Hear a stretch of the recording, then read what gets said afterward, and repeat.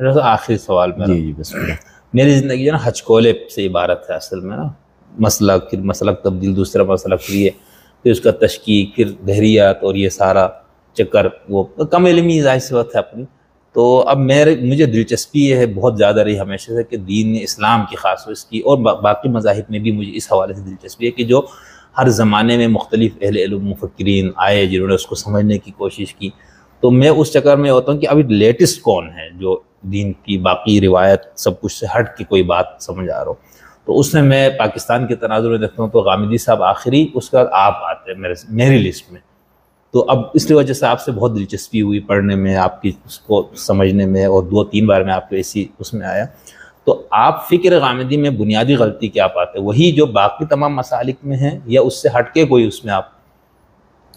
ہاں، غامدی صاحب کی مسئلہ یہ ہے کہ مطلب وہ ہے وہی مطلب روایتی فکر ہی ہے. اچھا. لیکن اس نے ایک نئی شیپ اختیار کی ہے. اچھا. مطلب حدیث کے متعلق بھی مطلب علمی فنی تجزیہ نہیں کیا. مجھے مطلب غامدی صاحب کے بہت قریبی لوگوں نے فون کر کے کہا کہ یار موقف آپ کا ٹھیک ہے، آپ صحیح کہہ رہے ہیں. مطلب بہت ساری چیزیں ایسی ہیں جن کے متعلق، کیونکہ اب پرابلم یہ ہوتی ہے کہ جب کوئی شخص کسی روایت میں کھڑے ہو کر اپنا بہت بڑا قد بنا لیتا ہے نا، تو پھر اس کے لیے ذرا مشکل ہو جاتا ہے کہ وہ مطلب اس حق کو قبول کرنے کی طرف اس کا دماغ بہت کم جاتا ہے. مطلب غامدی صاحب کی میں بہت عزت کرتا ہوں، مطلب یقیناً اس میں کوئی شک نہیں کہ میں یہ کہوں کہ ان سے استفادہ میں نے نہیں کیا، تو ایسا بھی نہیں ہے. میں بہت پہلے سے، بہت شروع سے ہی مجھے سنت کے متعلق بہت پہلے سے ایک بات کلیئر تھی، اور استاد صاحب رحمۃ اللہ علیہ کے پاس جب آیا تو کنسیپچولی مجھے چیزوں کو انالائز کرنے کا موقع ملا. تو جس وقت مطلب اس ساری صورتحال کو دیکھا تو یہ تھا کہ روایت کی ایک مخصوص قسم تھی، مطلب ایک مخصوص جہت تھی جس کو دبستان شبلی نے اختیار کیا ہوا تھا. ٹھیک. لیکن ایسا نہیں تھا کہ دبستان شبلی والی روایت جو تھی وہ غلطیوں سے پاک تھی، وہ اسی طرح کی غلطیاں کر رہی تھی جیسے دوسری روایت کر رہی تھی. صحیح. اب وہ آگے چل کر انہوں نے اپنے بارے میں ایک یہ ضام پال لیا کہ علمی اعتبار سے وہ دوسروں کی نسبت زیادہ مستحکم ہے. تو مجھے نہیں خیال کہ وہ مطلب ایسی کوئی صورتحال ہے. صحیح. لیکن بہرحال مطلب اس میں کوئی شک نہیں کہ قابل آدمی ہیں. اور اسی طرح سنت طاہر القادری صاحب ہیں، تو بھی مطلب ان لوگوں نے ذرا ان کا ایک نام بنا. اس نام بن جانے کی وجہ سے انہیں پھر کچھ چیزوں کو کے متعلق وہاں پر بھی انہیں جا کے کمپرومائز کرنا پڑا ہے جہاں کمپرومائز کرنا ممکن نہیں تھا.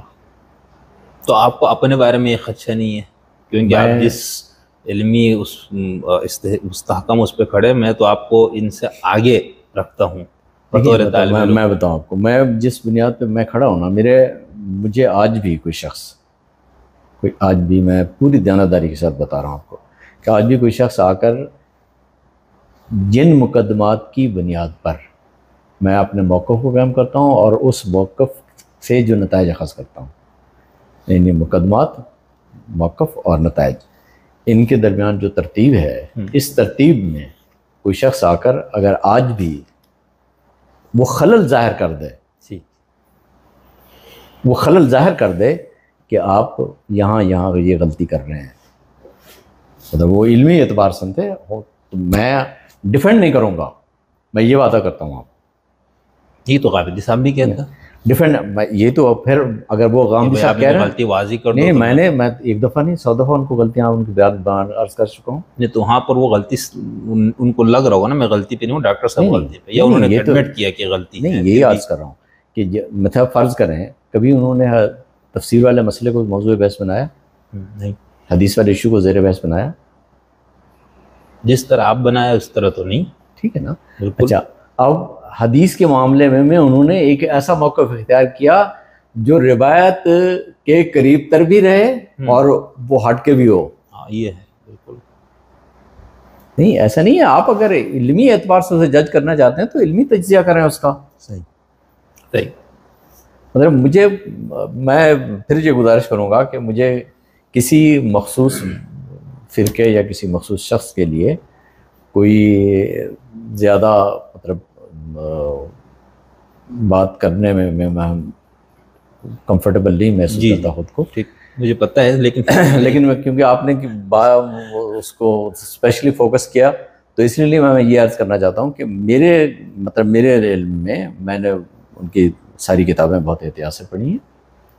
روایتی فکر ہے، وہ روایت کی ایک خاص قسم ہے، اور اس پورے روایتی ماحول سے وہ اپنے آپ کو نہ آزاد کرتے ہیں اور نہ آزاد ہوتے ہیں. صحیح صحیح بالکل. اور وہ تمام خرابیاں جو روایت میں چلی آ رہی تھیں ان کے یہاں پہ اسی طرح سے موجود ہیں. اصل میں ہمیشہ طالب علم کے طور پر نا، میں جو بھی صاحب علم میں جو اس سے 100% مجھے لگتا ہے نا اختلاف، اس کا احترام اور اس کی عزت میرے دل میں بہت زیادہ ہوتی ہے. تو غامدی صاحب کے ساتھ بھی ایسے، یعنی میں نے ان کا نام لے کے اس لیے نہیں کہ مجھے ان سے کوئی ان کو ٹارگٹ کروانا تھا آپ سے، نعوذ باللہ.